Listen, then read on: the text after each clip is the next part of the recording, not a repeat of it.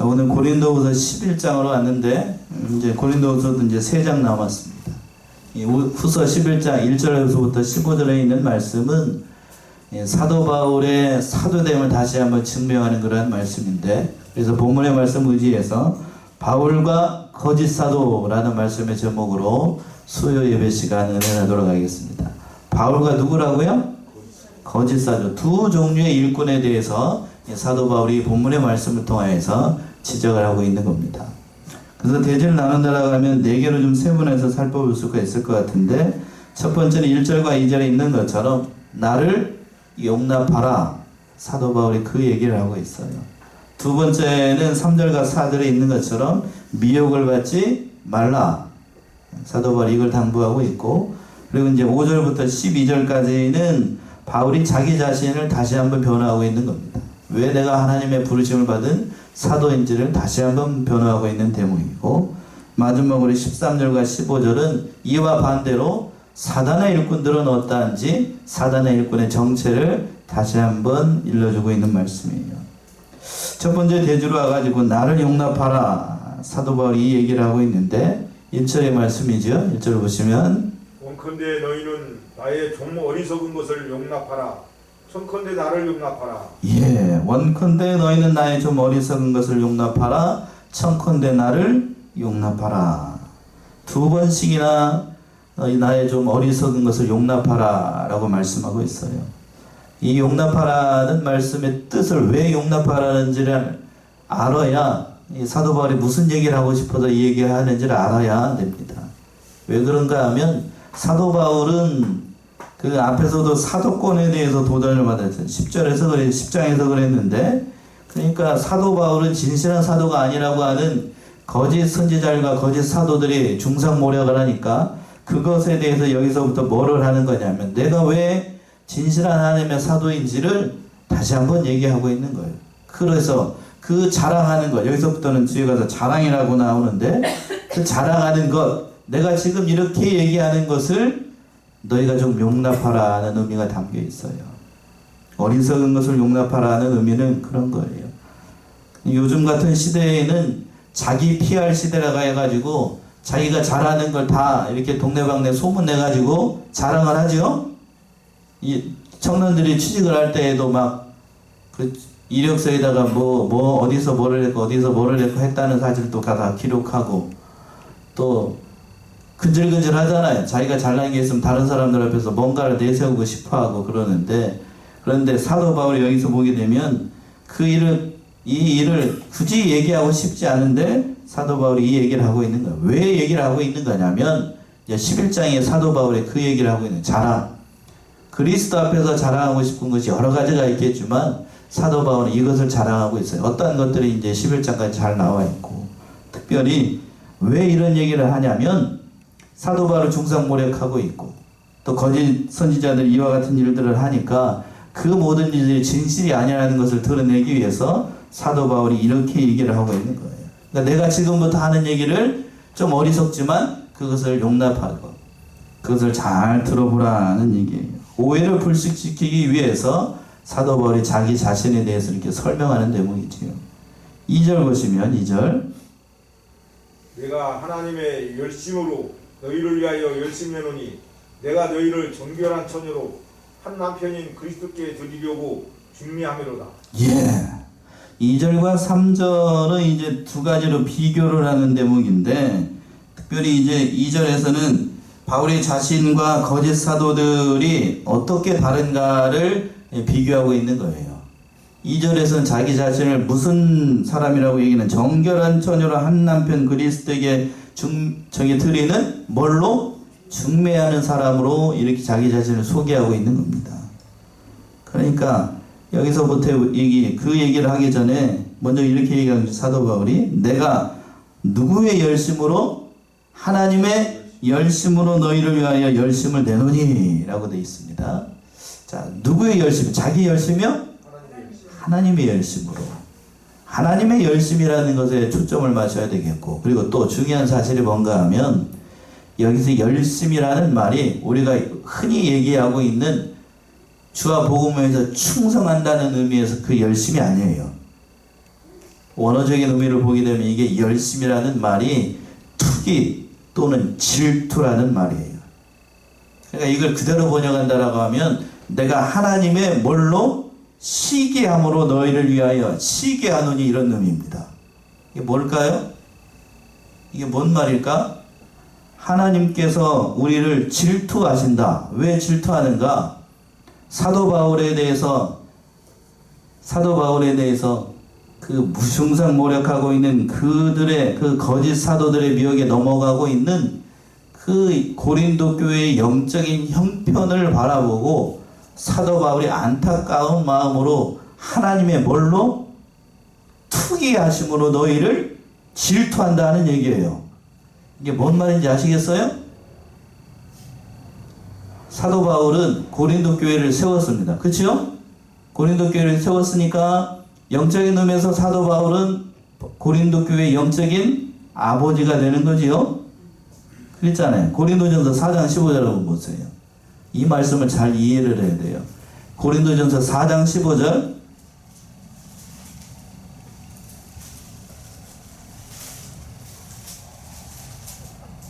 전서 4장 15절. 그리스도 안에서 1만 스승이 있으되 아비는 많지 아니하니 그리스도 예수 안에서 복음으로써 내가 너희를 낳았습니다. 예.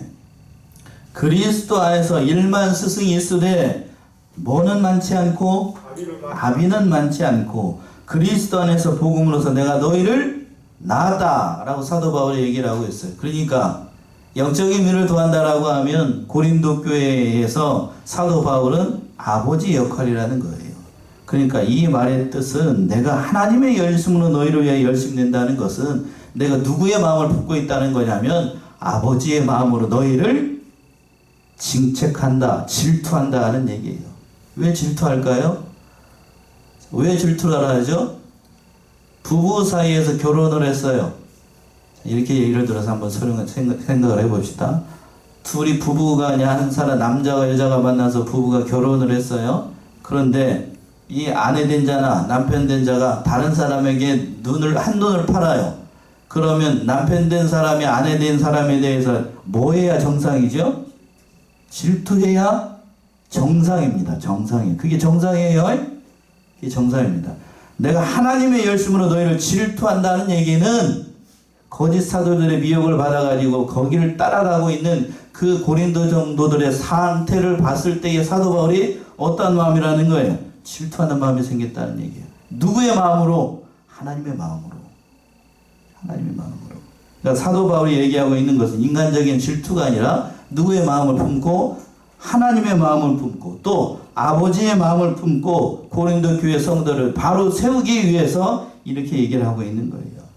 어떻게 바로 세우는가? 그 하반절에 있는 말씀처럼 2절 하반절에 뭐라고 되어 있는데요?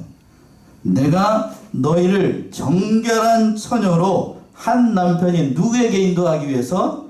그리스도께로 인도하기 위해서 불철주야 그렇게 애를 썼는데 그 정결한 처녀로 그리스도 앞에 서야 될 하나님의 백성이 거짓 사도들의 미혹을 받아가지고 정결하지 못한 처녀로 날아가고 있으니 그 사도 바울이 안타까움으로 질투한다는 얘기예요. 이 말의 뜻이 뭔 얘기인지 아시겠지요? 그런 의미를 담고 있는 거예요. 바로 이 사도 바울이 여기서뿐만 아니라 이러한 열심을 품고 일했던 사도가 바로 이 사도 바울뿐만 아니라 예레미야도 이러한 열심을 가지고 일을 했던 거예요. 예레미야 20장 9절 한번 보세요. 예레미야 20장 9절.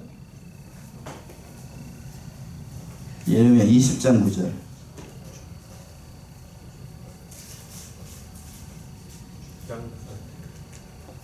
예레미야 20장 9절. 내가 다시는 여호와를 선포하지 아니하며 그 이름으로 말하지 아니하리라 하면 나의 중심이 불붙는 것 같아서 골수에 사무치니 답답하여 견딜 수 없나이다. 예, 이 말씀이죠.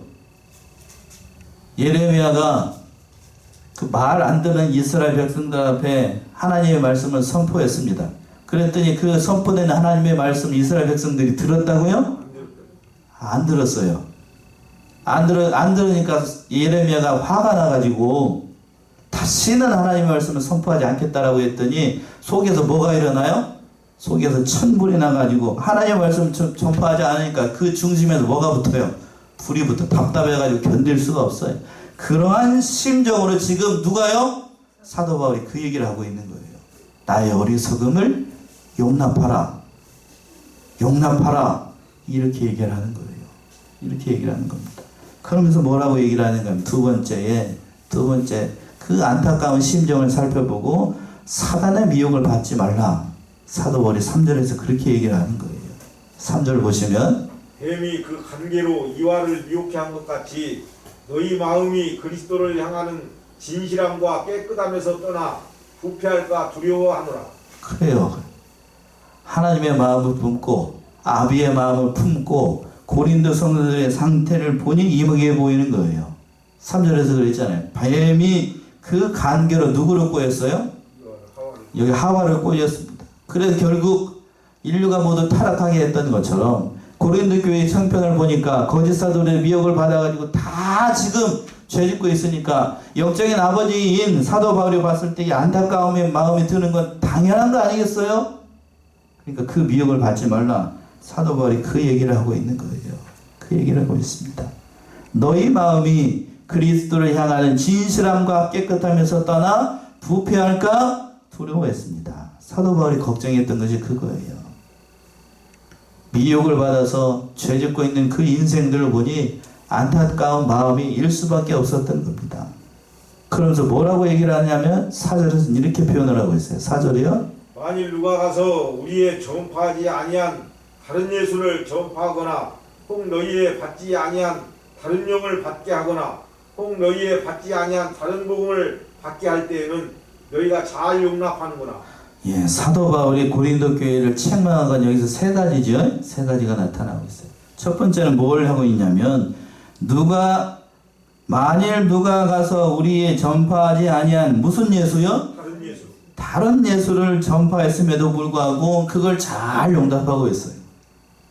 참 기가 막힌 일이죠. 또 두 번째 책망하고 있는 건 뭐냐면 혹 너희의 받지 아니한 무슨 영? 다른 영을 전파하게 되면 그걸 또 다 용납을 하고 있어요. 뒤집어서 생각한다라고 하면 성령이 있다라고 하면 또 무슨 영도 있다는 얘기예요? 다른 영도 있어요. 여러분은 성령을 받았나요? 아니면 다른 영을 받았나요? 성령을 받았죠? 다른 영을 받았으면 우리는 누구의 자식이냐? 그 사람 누구라 한다는 거예요? 하나님을 섬기는 사람이 아니고 사단의 자식. 뒤에 가서 나오죠. 사단을. 그리고 세 번째는 뭘 책망을 하고 있냐면 혹 너희의 받지 아니한 무슨 복음? 다른 복음을 받게 할 때에는 이걸 잘 용납한다고요. 사람이라는 게 그런 것 같아요. 뭔 기질이 있냐면 동으로 가라 가면 어디로 가고? 서로 가고. 남으로 가라 그러면 어디로 가고? 북으로 가는 게 사람이에요. 사람. 하지 말라는 건 하고 싶고 하라는 건 하지 않고. 이게 무슨 청개구리 십보도 아니고. 그게 그렇다는 얘기죠. 여기서 다르다는 말이 3번씩이나 나오잖아요. 다른 예수, 다른 영, 또 다른 복음. 그걸 전파를 함에도 불구하고 이익을 잘 받아들이고 있으니 고린도 교회 형편을 봤을 때 참 안타까운 거예요.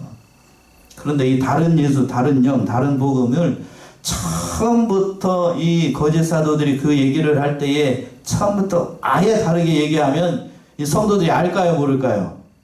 다 알죠? 처음에는 그러니까 이단의 정체가 그런 겁니다. 처음에는 누구를 얘기하는 것처럼 얘기하냐면 예수님을 얘기하는 것처럼 얘기하고 성령을 얘기하는 것처럼 얘기하고 복음을 얘기하는 것처럼 얘기합니다. 그러나 뒤에 가서는 교묘하게 섞어가지고 마지막에 가서는 다 누구를 섬기게끔 만들어요. 거기에서 미혹을 받는 사람들이 많아요. 오늘날에도 마찬가지. 오늘날에도 신천지에 빠지는 사람들 특징들을 보게 되면 신천지가 어떤 사람들을 주 타겟으로 삼냐면 안 믿는 사람인가요? 믿는 사람인가요? 그래도 믿어도 잘 믿는 사람일까요? 어설프게 믿는 사람일까요? 어설프게 믿는 사람은 안 건드려요. 예? 뭐예요? 어설프게 믿는 사람 거기 가서도 어설픈데? 손해라고. 어떤 사람들을 타겟으로 삼는가? 저 같은 사람. 예? 저 같은 사람. 그리고 사모, 교회의 장로, 권사 그런 사람들한테 접근합니다. 왜? 그 사람을 무너뜨려야 뭐가 넘어져요? 교회 넘어지, 교회가 다 넘어지니까.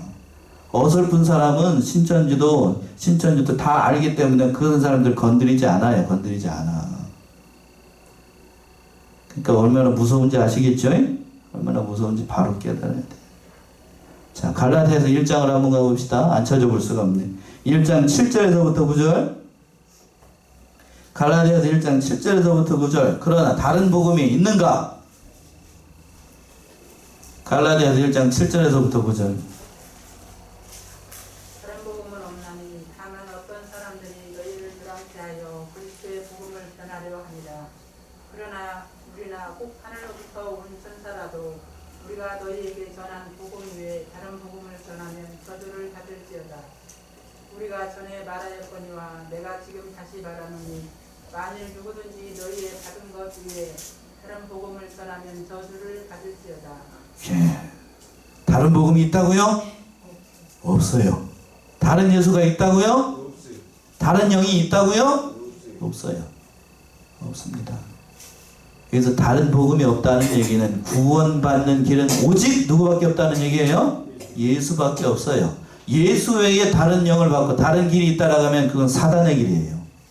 사단의 길. 그 얘기를 하고 있는 겁니다. 그러니까 우리는 이 영적인 분별력을 가지고 일을 해야 될 것인데 고린도 교회 형편들을 보니까 그 길로 따라가지 않으니까 사도 바울이 책망할 수밖에 없는 거예요. 누구의 마음을 품고 아버지의 마음을 품고 또 하나님의 무슨 열심을 가지고 그 열심을 가지고 하나님의 열심을 가지고 자기 열심 아닙니다. 그 열심을 가지고 얘기를 하는 거예요. 또 그래서 그 얘기를 하고 있는 사도 바울을 여기서 보게 되면 다시 한번 변화하고 있어요. 제가 오늘 말씀을 준비하면서 5절부터 이 12절에 있는 말씀, 그 마지막 절까지 있는 말씀을 볼 때 참 가슴이 아프더라고요. 사도 바울, 이 말씀을 대할 때 우리는 사도 바울의 심정을 헤아릴 수 있어야 돼요. 그렇지 않으면 성경 잘못 읽는 겁니다. 5절 보시면 5절. 내가 지극히 큰 사도들보다 부족한 것이 조금도 없는 줄 생각하노라. 예. 내가 지극히 큰 사도들보다 부족한 것이 조금도 없는 줄 생각하노라. 여기서 지극히 큰 사도들보다 부족한 것이 조금도 없다. 사도 바울이 이렇게 얘기를 하고 있는데, 자, 여기하고 12장 11절 한번 읽어보세요. 12장 11절. 12장 11절. 내가 어리석은 자가 되었으나 너희가 억지로 시킨 것이니 내가 너희에게 칭찬을 받아야 마땅하도다. 내가 아무것도 아니나 지극히 큰 사도들보다 조금도 부족하지 아니하니라. 예. 자, 여기에서 지극히 큰 사도라고 얘기했고 또 12장 11절에서도 지극히 큰 사도라고 얘기를 했습니다.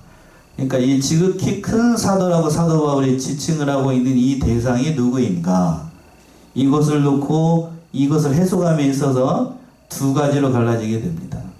첫 번째는 말 그대로 지극히 큰 사도들, 긍정적인 의미로 누구를 얘기를 하는 걸까요? 예수님께서 직접 지명하신 제자들, 그 사도들. 지극히 큰 사도들이니까 아마 갈라디아서 2장 9절에 있는 것처럼 뭐 그 당시에 기둥과 같이 여겼던 야고보, 게바가 누구예요? 베드로, 그리고 요한, 이런 사람들을 가리킨다라고 보는 사람이 있고, 그렇지 않고 운명적인 의미를 중요시하는 저와 같은 사람들은 이거 지극히 큰 사도들이라고 하는 것은 그 사도들을 얘기를 하는 게 아니고 예수님이 세우신 그 사도가 아니라 거짓 사도들을 얘기를 하는 거예요. 말의 뜻은 뭘까요, 그러면?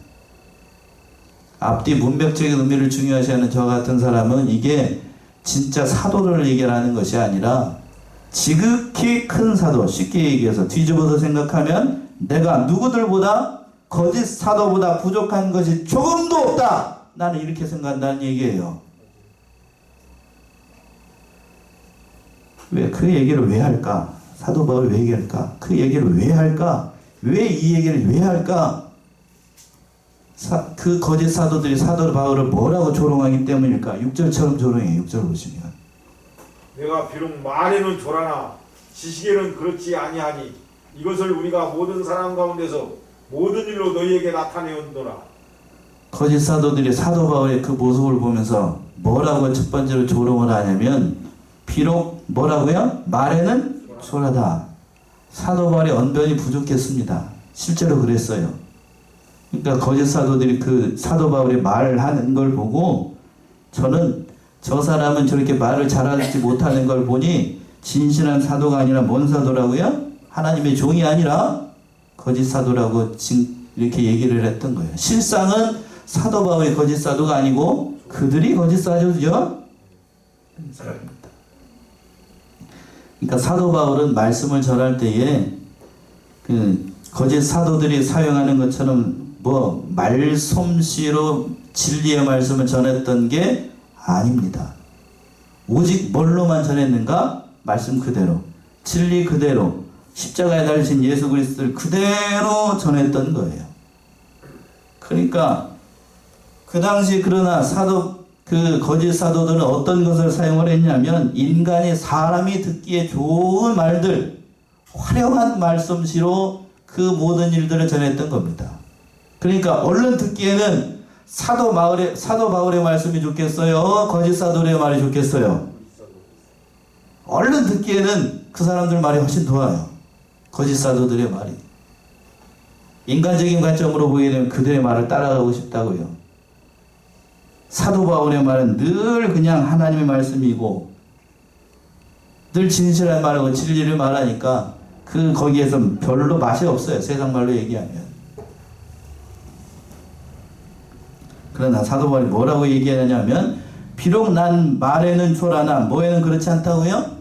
지식에는 그렇지 않다. 여기서 말하는 지식이라고 하는 거는 하나님을 아는 지식을 얘기하는 거죠. 단적인 예를 든다라고 하면 하나님을 아는 지식에 있어서는 누구보다 그 앞에서 얘기했죠. 5절에서 누구보다요? 지극히 큰 사도들이라고 일컬음을 받는 거짓 사도들보다 내가 말에서는 딸릴지 몰라도 세상 말로 얘기하면 지식에 있어서는 그렇지 않다. 내가 이것을 너희에게 뭘로? 모든 사람 가운데서 모든 일로 행함으로 모든 일을 나타냈다는 얘기예요. 진리를 통하여서 또 사도 바울이 지금까지 한 모든 일들을 통하여서 거짓 사도들과는 다른 진실한 하나님의 사도라는 사실을 보여줬다는 거예요. 어떻게 나타냈는가요? 7절의 말씀부터 나오지요. 7절을 보시면 내가 너희를 높이려고 나를 낮추어 하나님의 복음을 값없이 너희에게 전함으로 죄를 지었느냐. 예, 여기서부터 보세요. 사도 바울의 모든 일들을 통하여서 그랬죠? 6절 하반절에서 그랬잖아요. 이것을 우리가 모든 사람 가운데서 모든 일로 너에게 나타내었느니라. 어떻게 나타냈는가? 7절 보시면 내가 너희를 높이려고 나를 어떻게 했다고요? 낮췄어요. 하나님의 복음을 높이기 위해서 그리고 또 성도들을 바로 세우기 위해서 자기 자신을 낮췄습니다. 낮췄어요. 낮추고 또 하나님의 복음을 어떻게 전했어요? 값없이 전하기 위해서 그 모든 수고를 아끼지 않았던 것이 사도 바울이었습니다. 심지어 고린도 교회에 왔을 때에는 고린도 지역이 어려우니까 뭣도 받지 않았냐면 뭣도 받지 않았어요? 사례비도 받지 않았어요. 복음을 전할 때 그러니까 그 천막을 지어가면서 손수 생계를 유지했고 또 다른 교회들로부터 이미 받았던 그 사례를 가지고 그 물질을 가지고 보조를 받아서 고린도 교회의 어려운 형편을 하니까 그 모든 것들을 잘 해나갔던 것이 값없이 복음을 전했다는 얘기예요. 교회에 누를 끼치지 않기 위해서. 그것이 죄가 되느냐는 얘기예요. 왜 이 얘기를 하냐면 또 8절 보세요. 8절. 내가 너희를 섬기기 위하여 다른 여러 교회에서 요를 받은 것이 탈취한 것이라. 예. 다른 여러 교회에서 요라는 얘기는 그 사례를 얘기를 하는 거예요. 사례를 받은 것이 뭐 하던 것이라고 얘기하고 있어요? 탈취한 것이다. 이게 개역 성경의 번역이 그렇게 의미가 부정적으로만 해석이 돼가지고 이게 성도들이 이게 잘 이해를 못하게 되면 도둑질하는 것처럼 들리게 되는데 이 탈취했다는 의미가 뭐냐 하면 이게 전쟁에서 승리하게 되면 얻는 전리품을 얘기를 할 때에 이 탈취했다는 얘기예요. 자, 영적인 의미로 복음이 전파가 되게 되면 전쟁에서 승리하게 되죠. 그렇죠? 전쟁에서 승리하게 되면 그 전쟁에서 승리하고 난 다음 얻어진 모든 것들을 승리하는 사람이 다 가지고 갑니다. 그런 의미에서 탈취했다는 얘기예요. 그러니까 이거 부정적인 의미가 아니고 어떤 의미예요? 긍정적인 의미지요. 하나님의 복음을 전파한 곳에서 그 하나님의 말씀을 듣고 은혜를 받은 성도들이 그 모든 사례를 준 것을 가지고 8절 상반절에서 보시면 내가 너희를 섬기기 위해서 다른 교회에서 뭘 받았다고요? 요를 받았다고요. 요를 받았어. 그러니까 여기서 전리품을 가지고 다른 교회에서 그 믿음의 승리를 얻어가지고 많은 보조를 받아가지고 고린도 교회 그 어려운 교회를 살리기 위해서 사도 바울이 애를 쓰면서 그 모든 일들을 했다는 얘기입니다. 그렇게 한 것이 너에게 죄가 되느냐? 라고 묻는 거예요. 죄입니까 이게? 그렇게 못해서 안달이지. 그렇잖아요. 그렇게 못해서 그렇죠. 사도 바울이 그 얘기를 하고 싶은 거예요. 또 9절 보시면 9절 또 내가 너희에게 있어 용도가 부족하되 아무에게도 누를 끼치지 아니함은 마게도냐에서 온 형제들이 나의 부족한 것을 보충하였음이라. 내가 모든 일에 너희에게 해를 끼치지 않기 위하여 스스로 조심하였거니와 또 조심하리라. 예. 9절에서 그랬잖아요. 또 내가 너희에게 있어 용도가 부족하되 뭔 용도가 부족하다는 걸까요? 사도 바울에게 줬던 그 사례가 고린도 교회에서는 생활비가 부족했습니다. 그러니까 생활비가 부족하니까 사도 바울이 거기에서 많은 사람들을 만나고 다른 사람들을 신방하고 할 때에 여러 가지로 물품이 필요할 거 아니에요. 모자라니까 그러면 사도 바울이 그 모자란 걸 채우기 위해서 어떻게 했냐면 누를 끼치지 않기 위해서 앞에서도 말한 것처럼 뭐를 짓고 천막을 지어서 생계를 유지하고 또 다른 교회에서 뭘 받아가지고 보조를 받아가지고 그 모든 부족한 용도를 다 보충했다는 얘기예요. 이 말의 뜻이 지금 보니까 알겠더라고요. 죄송한 얘기입니다. 우리 교회도 총회로부터 보조를 받나요? 안 받나요? 받아요. 그 의미예요. 그 의미. 그것이 보조를 받는 것이 하나님 앞에서 죄가 되느냐? 죄인가요? 아니지요. 아니지요. 죄가 아니라는 얘기입니다. 왜 그렇게 했을까? 어떻게든지 너희에게 뭐를 끼치지 않기 위해서, 폐를 끼치지 않기 위해서. 교회의 어려운 형편을 다 아니까 스스로 조심하고 조심하였던 것이 사도 바울이었습니다. 그걸 가지고 능력이 없느니, 뭐가 부족하느니 이렇게 얘기하는 건 옳은 일이 아니라고 하는 얘기지요. 왜 사도 바울이 이 얘기를 했을까? 그때 당시 사람들은, 거짓 사도들은 사람들로부터 인기를 얻어가지고 많은 사람들이 모여가지고 교회에 와가지고 연보 많이 하게 되면 그걸 가지고 자기들의 뭐를 삼았냐면 자기들의 그 수강료로 삼았어요. 그런데 보세요. 사도 바울은 그 많은 사람들이 인기를 얻는 게 중요한 게 아니기 때문에 그 모든 것들을 받지 않았습니다. 이 얘기의 뜻은 그거예요. 자, 오늘날에도 마찬가지죠. 유명한 강사가 오게 되면 제 모교가 저 정읍고등학교인데 정읍고등학교에 어느 연예인이 와가지고 한번 강연을 하는데 뭐 얼마라고 그러더라고요. 그러니까 유명한 사람일수록 강연료가 비싸나요? 싼가요? 비싸지요? 그런데 사도 바울은 그 강연, 쉽게 얘기하면 그 강연료를 받았다고요? 안 받았다고요? 안 받았어요. 그러니까 거짓 사도들이 생각하기를 어떻게 생각했냐면 사도 바울은 말도 못하고 그 제대로 된 그것도 없으니까 뭘 받지 않는다고 생각을 했냐면 유명하지 않으니까 뭘 받지 않는다고 생각을 했어요? 마땅히 받아야 될 그 강연료도 받지 않는 그러한 능력 없는 사람이다. 이렇게 얘기를 했던 거예요. 꼴에 그래도 양심은 있어가지고 자기가 하는 말이 자랑스럽지 않으니까 강연료도 안 받는 모양이지? 이렇게 생각을 했다고요. 그런가요? 그래서가 아니라 사도 바울은 그런 의미로 받지 않은 게 아니고 교회에 뭐를 끼치지 않기 위해서, 폐를 끼치지 않기 위해서. 그런데 그때 당시에 거짓 사도는 그렇게 생각을 하지 않고 사도 바울이 능력이 없고 자질이 부족하고 그 모든 것이 부족하기 때문에 이렇게 했다라고 중상모략을 했던 거예요. 그러나 그 실상은 그렇지가 않았던 겁니다. 또 10절 보시면 10절이요. 그리스도의 진리가 내 속에 있으니 아가야 지방에서 나의 이 자랑이 막히지 아니하리라. 예. 그 진리만 전파하기 때문에 그 진리가 그 아가야 지방에서도 자랑이 되고 막히지 않게 해야 된다는 얘기고, 또 11절 보시면 어떠한 연고뇨 내가 너희를 사랑하지 아니함이냐 하나님이 하시느니라. 예. 어떠한 연고뇨, 고린도 교회의 교인들이 재정 지원이나 원조 받는 것을 가지고 이 고린도 교회 사람들을 사랑하지 않는 것이다, 이렇게 생각하는 건 왜 그렇게 나에 대해서 그렇게 생각을 하느냐라고 생각하는 거죠. 내가 너희를 사랑하지 아니함이냐, 하나님이 아신다. 사도 바울이 고린도 교회를 사랑한다는 건 누가 아신다고 얘기를 하고 있는 거냐면 바로 하나님이 아신다. 너희를 향한 중심은 하나님이 알고 있으니 그 모든 일들 다 하나님께 돌리고 있는 겁니다. 이게 바로 또 다른 의미로 얘기한다라고 하면 하나님이 알아주신다라고 하면 사도 바울은 그걸로 만족한다는 의미로 담겨 있는 거예요.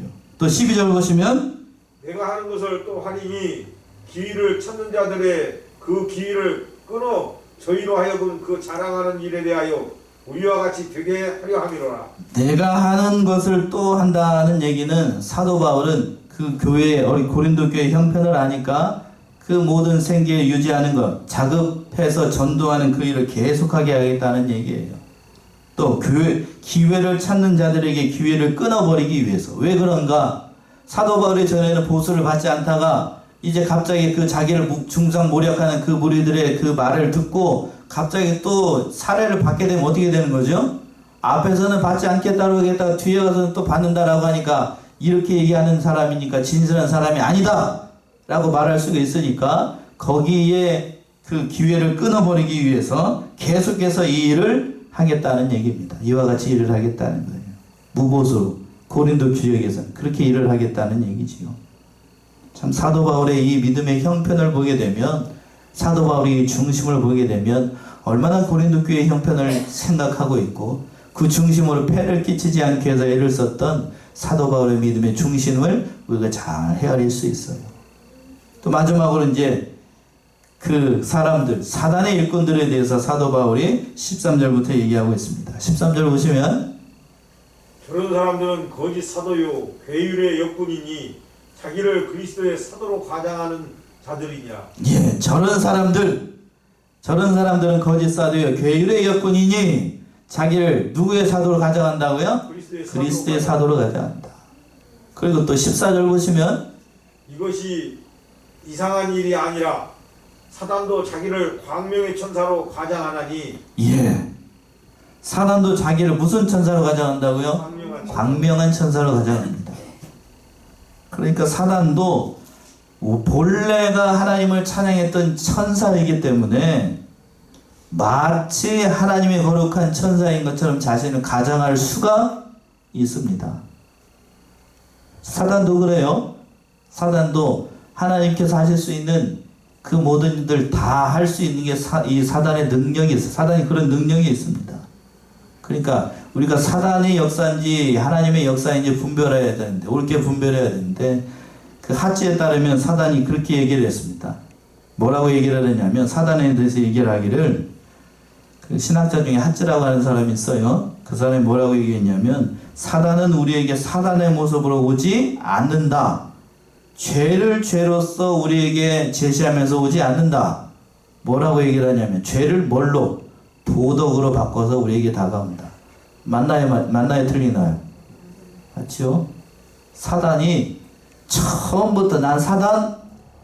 이렇게 하고 우리에게 접근하는 게 아니라고 하는 거예요. 갑자기 그게 생각이 나더군요. 제가 초등학교 다닐 때에 북한에 있는 김일성하고 김정일 묘사를 할 때에 그림 그리라고 할 때, 포스터 그리라고 할 때에 이마에다 뿔 달리고 머리가 드라큘라처럼 이렇게 하고 피 질질 흘리고 그러는 게 북한 사람인 줄로 알았어요. 그게 공산당인 줄. 세상에 근데 TV를 봤더니 김일성이 그렇게 생겼던가 안 생겼던가요? 뿔은커녕 그렇게 안 생겼어요. 그렇게 안 생겼습니다. 공산당도 그렇게 들어오는 게 아니에요. 하물며 사단도 자기 정체를 나 미스터 사탄 머리 이마에다 딱 쓰고 들어올까요? 천만의 말씀입니다. 천만의 말씀. 천만의 말씀이에요. 천만의 말씀. 가만히 돌아요. 어떻게? 가만히 돌아요. 가만히. 그걸 잘 분별해야 됩니다. 마지막으로 15절. 그러므로 사단의 일꾼들도 자기를 의의 일꾼으로 가장하는 것이 또한 큰일이 아니라 저희의 결국은 그 행위대로 되리라. 저희의 결국은 뭐대로 된다고요? 그 행위대로. 행위대로 됩니다. 그 결과로서 알게 돼요. 그러니까 미혹받지 말고 거짓 사도에 미혹받지 말고 그 모든 믿음의 길을 걸어가라 라고 사도 바울이 이렇게 당부하고 있는 말씀이에요. 마지막으로 한 군데만 찾아오고 말씀 마칠게요. 디모데후서 3장 8절에서부터 9절. 디모데후서 3장 8절에서부터 9절.